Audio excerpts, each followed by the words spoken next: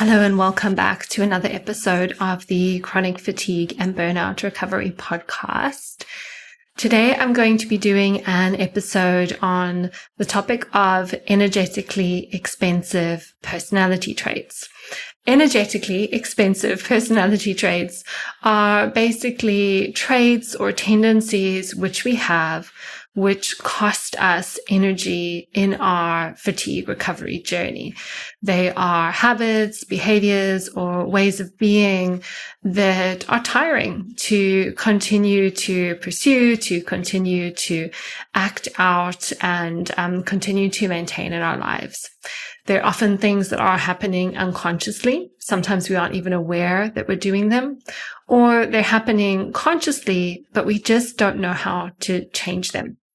So what I'm going to be doing in this episode is to bring some of these habits and personality traits into more of your consciousness, but also talk about things that I found helpful in changing some of mine, and make suggestions on how you can begin to compassionately change some of yours. Before I go into the episode, as always, I would just love to ask you to leave a review if you haven't already.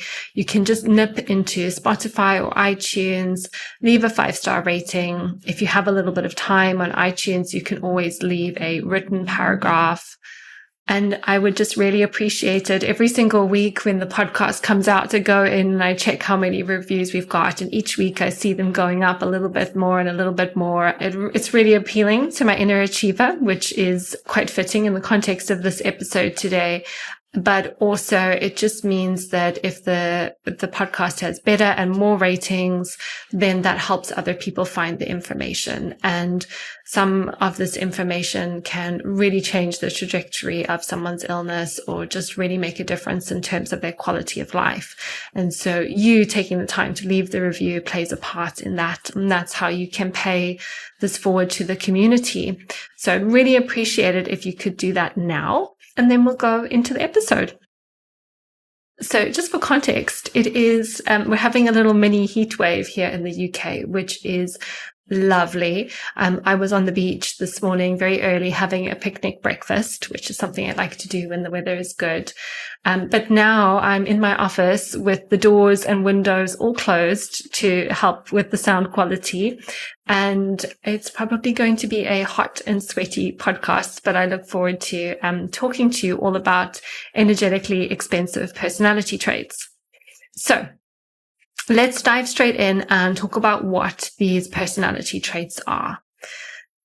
What I would say first and foremost is there's probably more tendencies and personality traits which are energetically expensive, which I won't necessarily go into detail in this episode, but I'm going to talk about the core ones or the main ones that I'm sort of looking for or that are showing up when I'm working with clients and things that have shown up for me in my own journey as well. So let's talk about what these different personality traits are. And I've got the top ones here, which is the people pleaser, the controller, the helper or the overgiver. I put them together, the achiever. And we could probably also add in, I didn't actually have this one in my notes, but it's very fitting, is the perfectionist. So those will probably be my top 5 energetically expensive personality traits.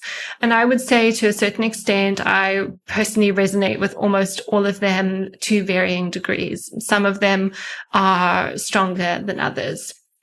All of these personality traits will show up differently in our lives. So typically a people pleaser is somebody who, struggles to put their needs first or struggles to say no. They might say yes when they really want to say no, because ultimately there's this inherent belief that it's not safe to say no, or it's not safe to put my needs first. Or in some cases, I know in my own journey, I was so disconnected from my body. I was so disconnected from my needs. Then often I would say yes, not even realizing that I needed to say no because I didn't even know what I needed at the time. So there's this sort of disassociation or disconnection from our authentic self, which is part of the underlying cause of many of these energetically expensive personality traits anyway. Then there can be the controller. So the controller likes to be in control, whether that is controlling plans, controlling food, controlling their schedule. They need to know what's going to happen. They need to be the one who's in charge. They need to be the one who's in control. And so anything that feels even slightly out of control can be very scary for the controller. And I know this definitely shows up a lot in my life. I'm somebody who has like a high need for certainty. It feels more safe when things are certain and I know what's going to happen. And also when I can be the one who's in control of what happens. And that kind of gets masked a little bit through leadership. I like to be the leader in groups. I will be the one who steps up and says, let's do this. Let's go here. In my business, I obviously have a leadership role.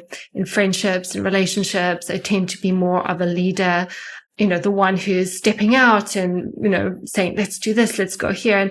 But obviously it can be a really positive thing because it comes across as confident. It comes across as assertive. And I do believe that those are qualities that I do have.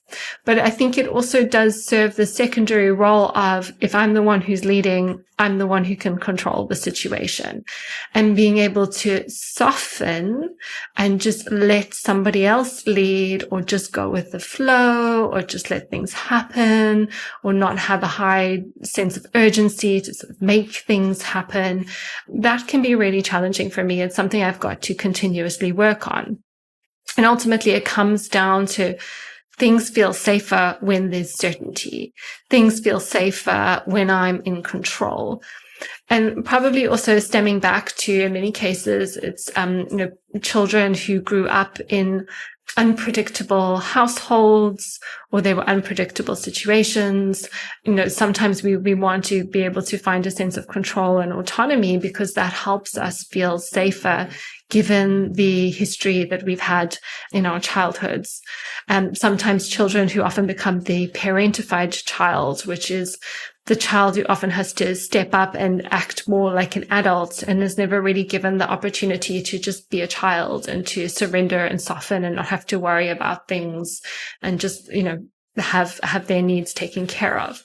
So, and that might resonate with some of you. I know that one can be quite a strong one for me. And then the next one is the helper or the overgiver. Obviously, I'm in a helping profession, so I know all about being a helper. And there's nothing wrong with helping. There's nothing wrong with being generous. There's nothing wrong with giving. But here I use the terminology overgiver. It's because when we are excessively helpful, or we give too much above and beyond the capacity that we have to give, which leaves us feeling depleted and exhausted.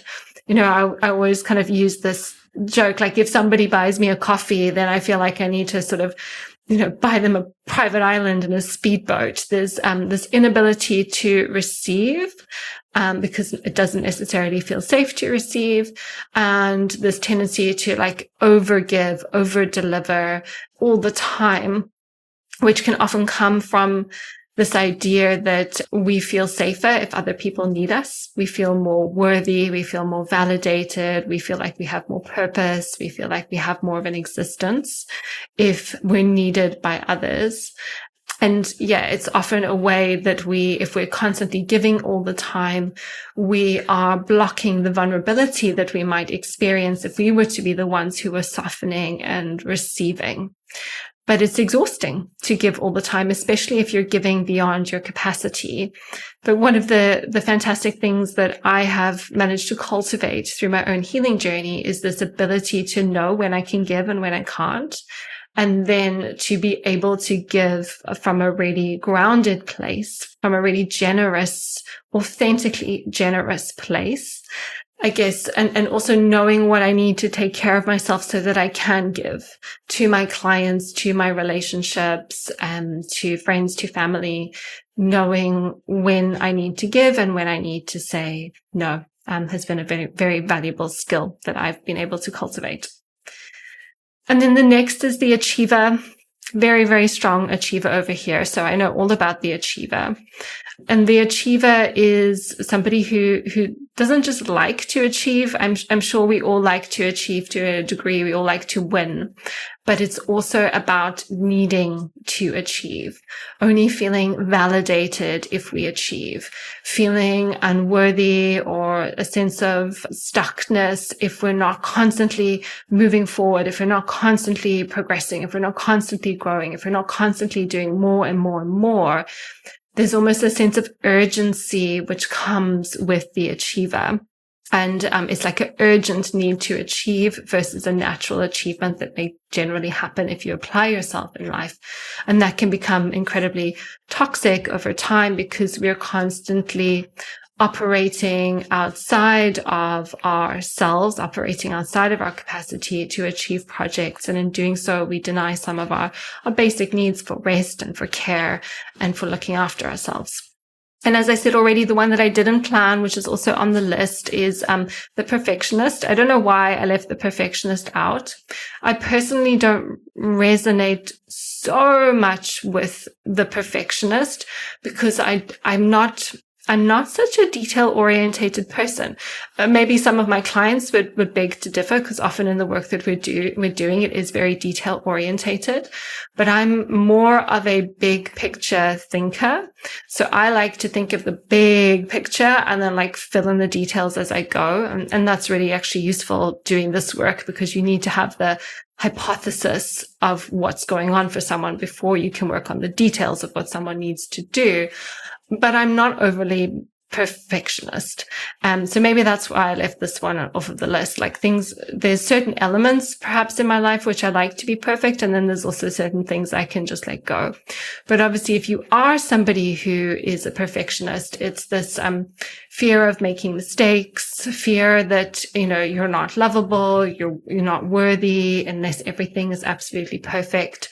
So a huge amount of our self-worth is tied to making things perfect. And then we can invest huge amounts of time and energy in having everything all buttoned up and perfectly done all the time, often at the denial of our need for self-care. Those are some of the main energetically expensive personality traits and how they may manifest. Sometimes they can also be a little bit sneaky. So you might not think you have some, and then on further reflection, you realize you have more than what you think. So feel free to take some time to reflect on those and just consider how these are maybe showing up for you in your fatigue recovery journey. The next thing to consider, because this is probably going to be a question that you're having, is you've identified maybe some or all of these personality traits to a varying degree. But maybe you're thinking about, well, where did these come from? How did they develop over time? And these patterns are often, but not always, created in our childhood, often due to the attachment relationship between us and our primary caregivers, whether that's mom or dad or grandma, or grandpa, or somebody else in our life who was taking care of us when we were young. We're all wired for survival. And when we are young, it's our attachment to our primary caregivers that is essential for us to survive. Because as a young child who, if you can't feed yourself, if you don't have food and warmth and shelter and love, that signals death. We all evolved in tribes. We all evolved in communities where the relationships between us and our tribal members would be the essential ingredients for survival. So to not be approved of, to be outcast from the tribe, was a death sentence to a certain extent. So maintaining a relationship with people who can take care of us and with communities is an essential survival skill. And when we're looking at this from like a developmental trauma perspective, it's often these patterns are wired into our being based on the feedback that we got from a young age. For example, it's not safe to say no. It's not safe to put my needs first. We talked about the parentified child and having a child having to take on more responsibility than they should have to do at any given age. Feeling like we need to be needed and therefore be like overly helpful so we can get the approval of others or the love from others or a sense of purpose or a sense of existence. Feeling like we were only worthy if we achieved something and therefore feeling like we constantly have to earn love through achievement. or feeling like we couldn't make mistakes. We had to get things perfect. It was only when we got things perfect that we got love. So all of these patterns can develop from our childhood, not always, but the majority of which are wired in from a young age. And then they start to become part of who we are. Often when I'll talk with clients, they'll say like, oh, I'm such a people pleaser. Or I always say I'm such an overachiever. But these things can also show up in subtle ways. And in your fatigue recovery journey, it often looks like, little things like not making plans and then perhaps knowing that you shouldn't go or you shouldn't do the thing and then not wanting to say no. Or maybe you go to an event and then you need to go rest, you need to lie down, you need to leave early, but you don't assert yourself because you don't want to upset anyone, you don't want to rock the boat.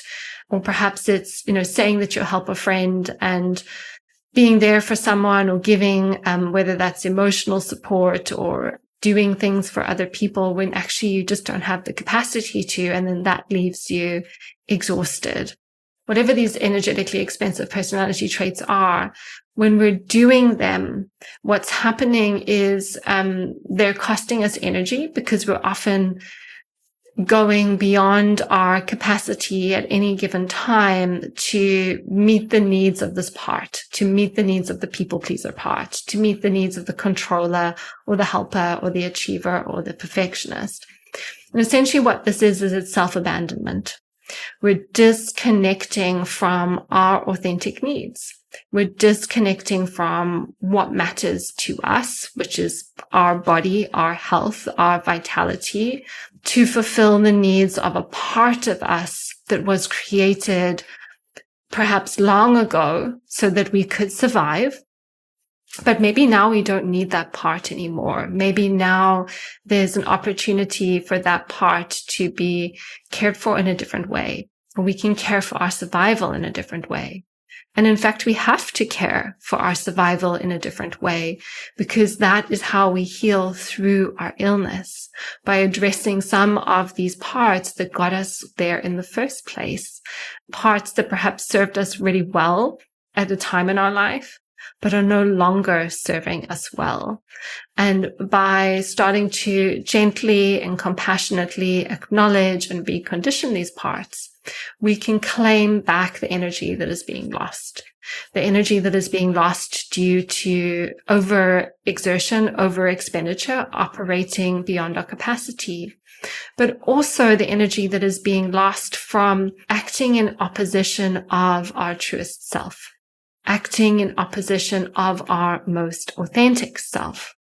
And the journey to healing is really the journey to coming back to connection with self, to our own authenticity, to reconnecting to our body, to reconnecting to our needs, and to reconnecting to some of the parts of ourselves that we've abandoned so that we can fulfill the needs of these other parts which are no longer serving us. So how do we do that is obviously the big question. So when it comes to making any change, the most important thing to acknowledge first and foremost is that awareness is the first stage of change. So you're listening to this podcast, you're hearing me talk about these energy expensive personality traits, and you may have already been aware that some of these personality traits are a part of your picture, but there might be new awareness that's coming in, or you realize that you had some of these parts, but now you're identifying with some others, or you didn't realize that some of the parts you do have are as bad as what they really are. And so it's through awareness that we can start to create change. And so once we have the awareness, the next step I would also say is not necessarily to move directly towards change in the sense of not necessarily efforting or pushing ourselves towards change. I think a big part after awareness is to have a little bit of acceptance and to have some self-compassion. So understanding that these parts that we created, whether it's the people pleaser, the controller, the helper, overgiver, the achiever, the perfectionist, they were highly intelligent creations. You created them because they helped you survive, or they helped you meet a need that was incredibly important in your life. And to suddenly say, you're bad, you're wrong, you shouldn't be here, I need to stop utilizing you, is not necessarily giving those parts of you enough credit. It's not necessarily giving you enough credit for what you've been able to create and how far you've been able to get. And obviously we can't, I think it's Einstein who says you can't solve a problem with the same energy that created it. So we can't necessarily heal through the illness still utilizing these parts, but we can acknowledge and accept that these parts got us this far in life. And we want to have compassion for what they were trying to achieve at the time. Because ultimately they were trying to help us feel safe. They were trying to help us feel loved. They were trying to help us feel seen. They were trying to help us meet our needs. They were trying to help us feel like we had a purpose, maybe even feel like we existed and that we were worthy. And those are all very, very noble things. It's very noble and it's very human to want to have all of those things. And these were the parts that you created to help you get there. But they're not necessarily the parts that are going to get you into the next stage of your journey. So what do? We have awareness. We identify the parts. We have compassion and understanding and grace and love for these parts and what they were able to do to us at a time in our life when we didn't know any better. And then we have the opportunity to start to create change. And like anything when it comes to the nervous system, and especially syndromal nervous systems who are perhaps a little bit less stable, we need to go slowly, we need to go gently, and we need to have a lot of compassion as we do. And so then it's just about starting off by just cultivating your own ability to self-regulate. It's not necessarily about going in and overhauling the people pleaser or harnessing or back the achiever.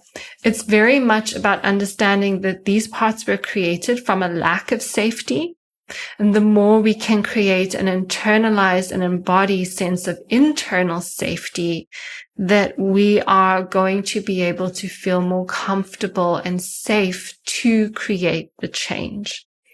So it's not necessarily about working directly on these parts, but it's overall just building our capacity for self-regulation and finding an internal sense of safety.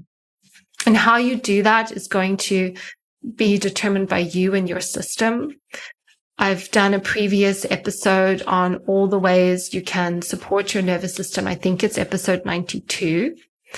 And that might be a good place to start. But I'll hold my hands up and say I'm incredibly biased, and I feel that somatic experiencing and somatic tools, at least for my system and what I've seen working with my clients, are really fantastic when it comes to building our own capacity for self-regulation and building that internal sense of safety.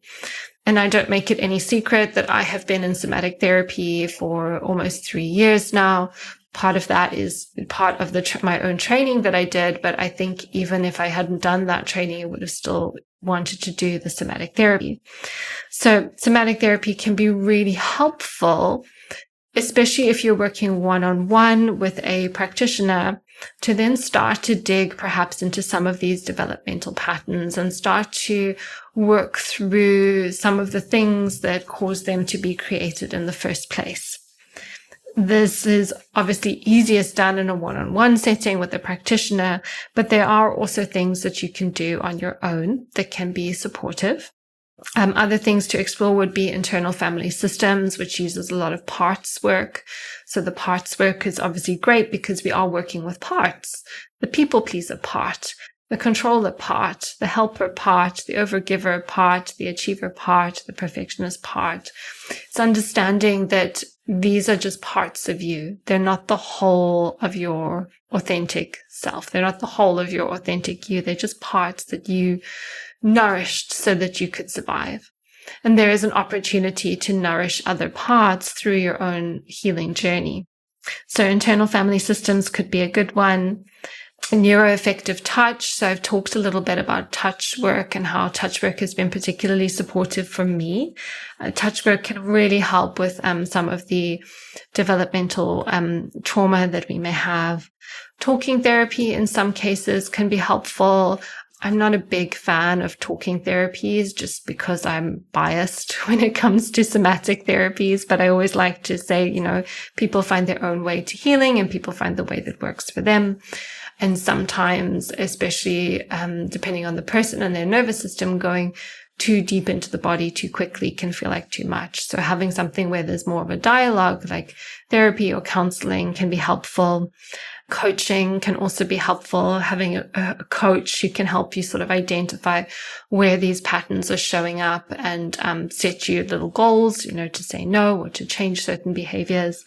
That can be helpful. Again, with coaching, because it is more sort of action orientated, sometimes we can push ourselves to do the action, but I'm a much bigger fan of creating the change on the nervous system level. So there's less push energy required to do the action. It's more of a natural, organic transition which happens through the changes in the nervous system. So it can obviously be a lot of money if you're investing in a coach or a therapist or a somatic experiencing practitioner or a touch-based therapist. So some other things to consider is there's a really nice online platform which is very reasonably priced. It's called To Be Magnetic, and they have a lot of brain retraining, hypnosis style things which can help you work through some of these, what we would call core wounds or developmental patterns. Journaling can be really helpful, just kind of journaling on what is the part that's showing up for me? What beliefs does this part have? What are some alternative beliefs I would like to cultivate? Where is some evidence for this in my life? So you could look for, almost do like some self-coaching through a journaling practice to just help you to make change.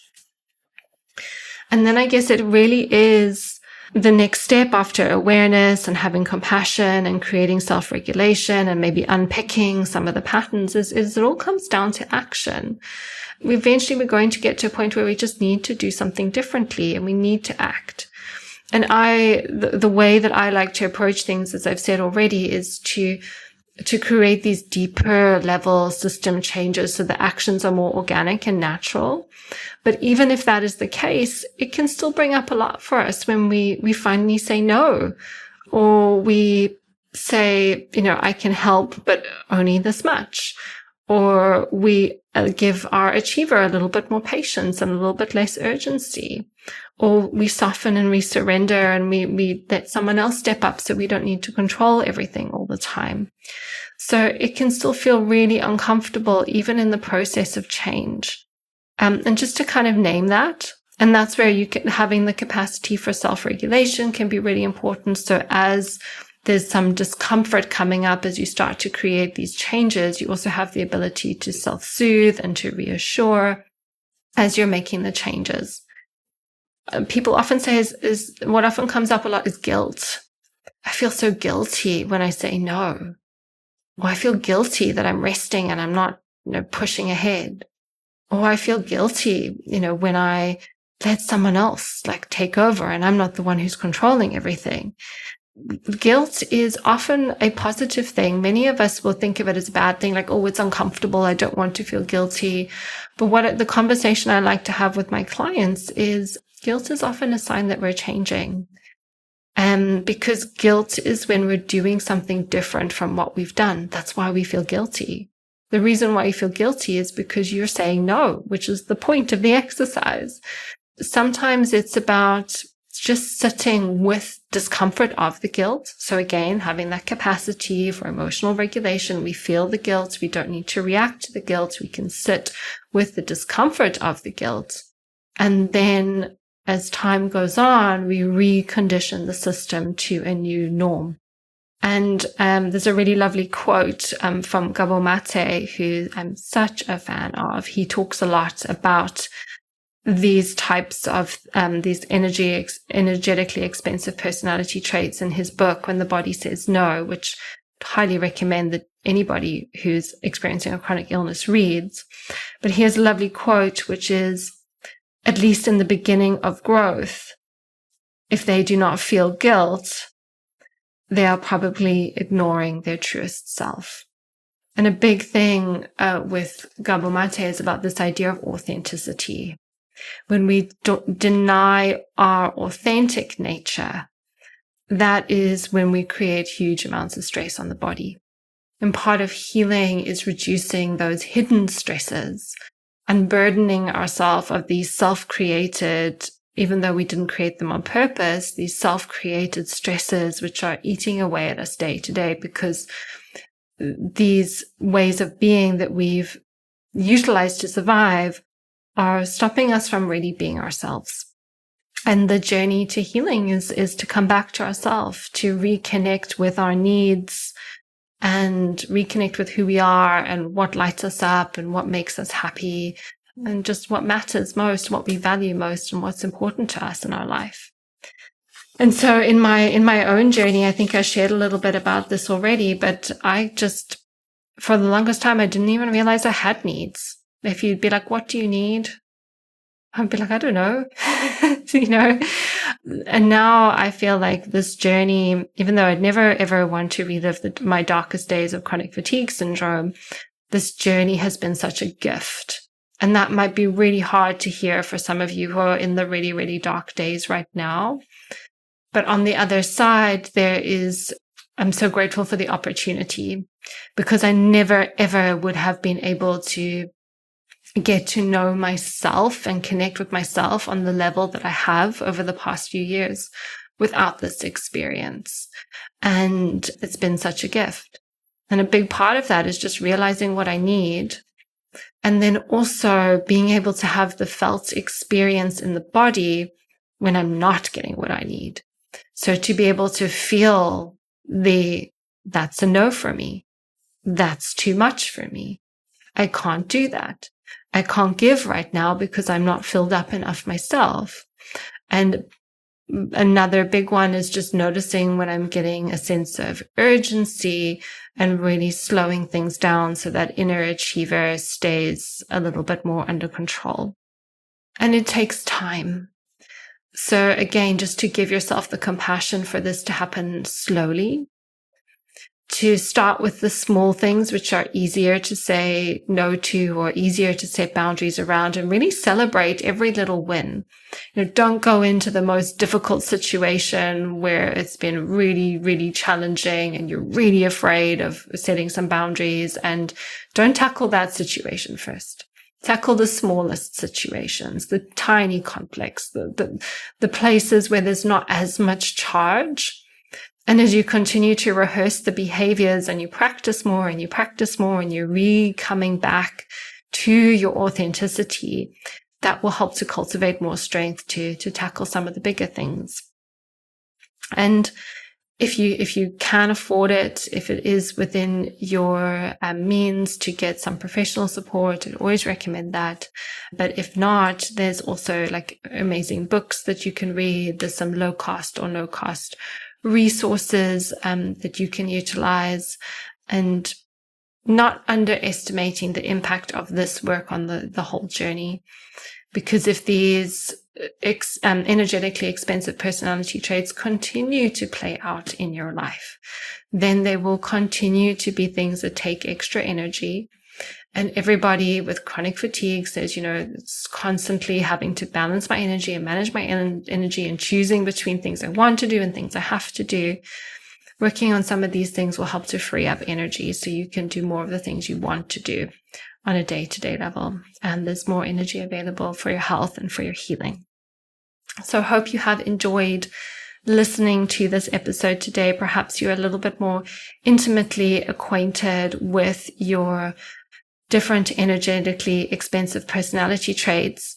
Maybe just to wrap up, I can give you some reflective questions you could just journal on if you would like to explore these a little bit further. So perhaps just on a page, you could write down the different personality types. So the people pleaser, controller, helper and overgiver, achiever and perfectionist. And then you could ask the questions, how do these parts show up in my life? And think of all the ways. So it can be easy to say like one or two things, but just think, is there anywhere else? Is there anywhere else? Is there anywhere else?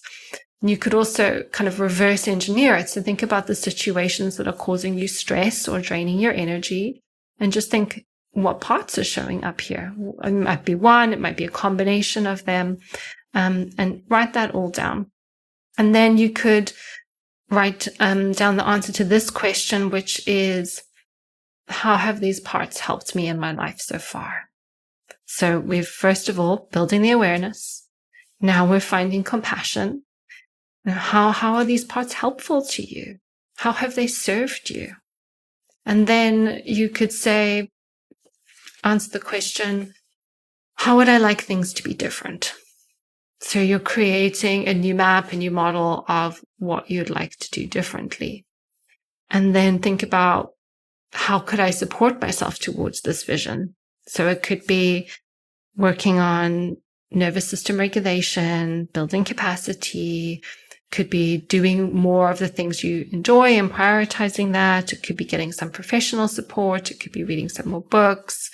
It could be other resources that you can utilize to work towards what you want to create. And then in terms of actions, like what is the first step?